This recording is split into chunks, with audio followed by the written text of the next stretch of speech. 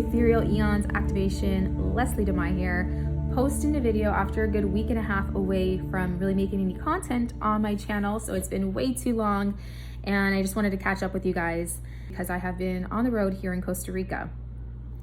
I have received a lot of downloads from my trip. A lot of them are personal, but a lot of the downloads I received are probably things you guys can relate to as well. So first and foremost, this realm is so boxed in. This realm is going to do everything it can to keep you boxed in. It wants to keep you within its energetic pool, its main highways. So when you're in a road trip, you're literally on a highway. It becomes more apparent that this is how it works in every other way possible. So we're not going to talk too much about like the hive mind. That's another highway they want you to get stuck in and loop around over and over. We're going to just talk more about the increase of the 5G towers everywhere. Okay? And how these towers are really there for so many more reasons than just to make your cell phone service go faster or for your internet to go faster. Okay, so let me just kind of backtrack the story here. We took a road trip this last time. We took 2 road trips. This last one we went to Monteverde. So Monteverde is like a mountain region out here, and it's cooler. The temperatures are cooler. The elevation's higher, and you would think that you would be more remote, right? You would be kind of in a mountain area. You wouldn't have to worry about technology as much. But what was I even thinking? Why would I even believe that to be the case? Because nowadays, how it works with these 5G towers is, I had a road trip in Mexico as well recently too, and I saw it there as well. It's a little different in the US. I feel like they do a better job of hiding these 5G towers in the US.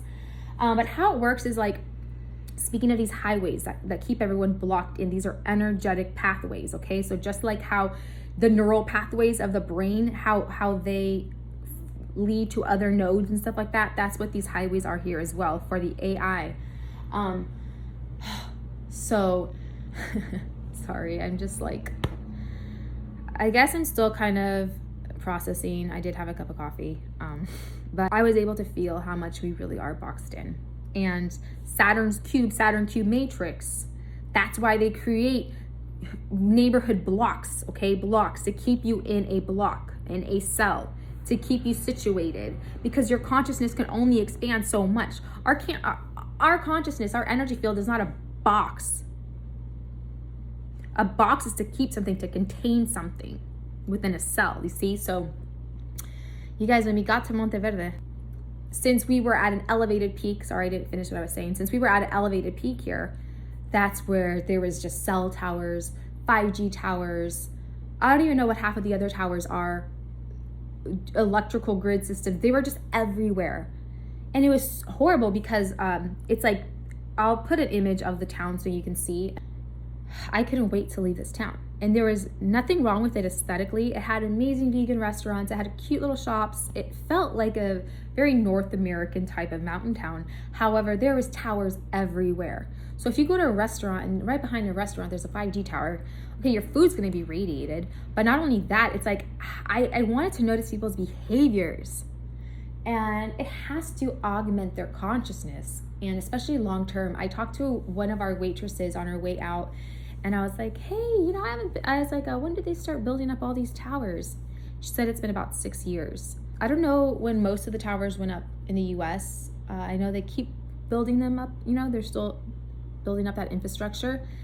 But it's like this sensation of like, you're driving down the road even, and you just want to go explore. You just want to go explore, and it's like you can't explore anywhere these days. Everything is closed off. They want to box you in. So we went to this huge park, Cloud Forest or something like that. And I was like, this is going to be the spot. This is going to be our spot. No, we didn't go to the middle of nature. It was all closed off. You could only take, there's like 3 or 4 different paths you can take on a very narrow hiking trail, and you couldn't get lost there. Everything looped around, and like you could finish the hike in 3 hours.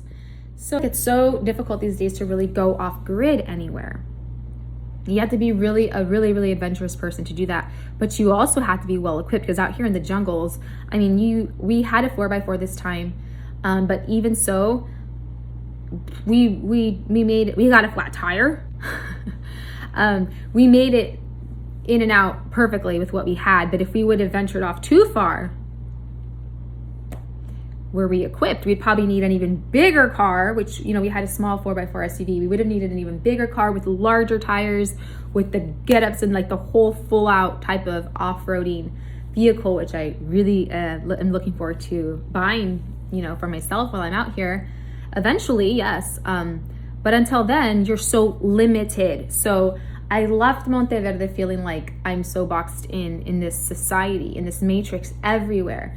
And, you know, I'll fluctuate, because I'll have other times where I feel as free as a freaking bird.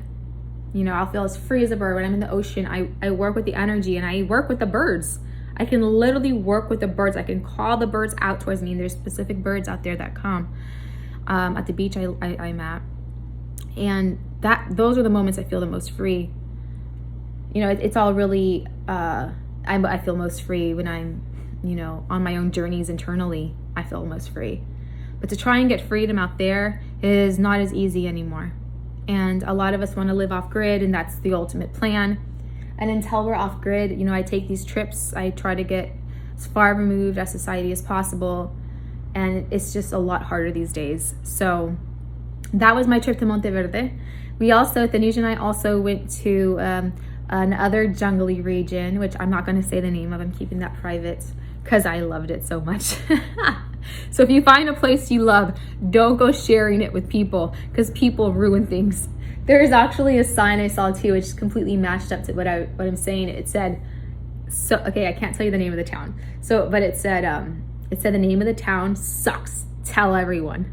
And I was like, exactly. Like, once you find a place where you're like, oh, this is my spot, keep it to yourself.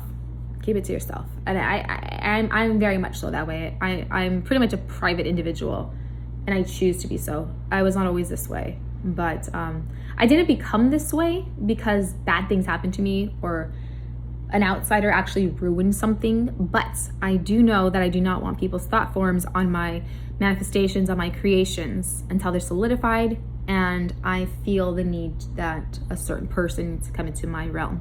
But until then, I am pretty private.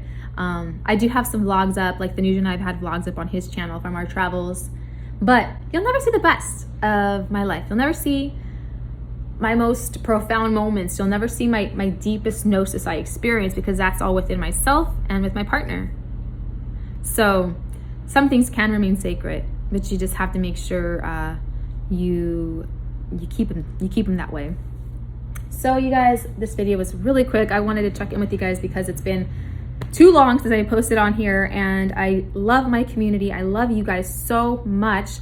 My videos are getting nice, consistent views, so I'm so grateful to that. I have a lot of stuff coming up. I'm still, I'm debating whether or not, and maybe you guys can give me your input. I'm creating a new course, and I was thinking about creating either an additional course or some sort of video series around sexual energy, and about the inversion of it, the perversion of the narcissism in our society, of the people-pleasing, validation-seeking, toxic sexual behaviors, sexually transmitted demons, succubuses, chastity, semen retention, all of this stuff, because I am definitely qualified to speak about this, and I know a lot of people that come to me have questions about this. So you guys don't all know my backstory, and maybe this is something I can share with you guys also, but I think that there's a lot of growth for a lot of people in this type of area, because there's either suppression going on or there's hypersexualization going on, and people tend to fluctuate from one to the other. So again, it's all about being balanced, and we need to more than ever now really live up to our divine feminine or divine masculine. And sorry, you can't be both. We need to be balanced, but there aren't 50 million labels for it. And that's one of the latest theatrics going on since, you know, the other one, the C one, has kind of dwindled out a little bit. They're trying to do this whole new thing, and you know, we ain't falling for it, people. So let's remain healthy and sovereign with our own sexual energy. We are not trapped in a box if we choose not to be. It takes willpower. It takes that inner fire. Keep working on yourself. Keep working on that. I still offer my Sunday live classes. Okay, my fire rising yoga. This isn't just yoga. We do energy work. We breathe and we come together as individuals, you know, taking our Sunday rising to spend 40 minutes to cultivate our inner fire, set our intentions. You know, you can, at this time too, right after your yoga, you can activate your sigils some more. You can keep them charged. You know, do a little inventory 1 hour on Sunday to keep your inner fire burning and keep you going for the week ahead. Okay. So less scrolling, less yawning in your bed for 30 minutes and scrolling. Instead, get your butt up and come to yoga on Sunday. You guys can have access to this for $9.99, and you will be able to be a part of our school dashboard. It's kind of like our social media side of our app where you can interact with people, send DMs, post, and learn a lot too, because we're not just posting random stuff. We're actually posting some gnosis and sharing information that all of us kind of research on our own. So that's going on. Also, I have another ritual coming up next Tuesday the 13th, September Tuesday the 13th, for a soul purpose solidification ritual. So we're going to be doing sigil magic and candle magic. This is available to you for free if you're a part of my course, Deprogram Your Shadow.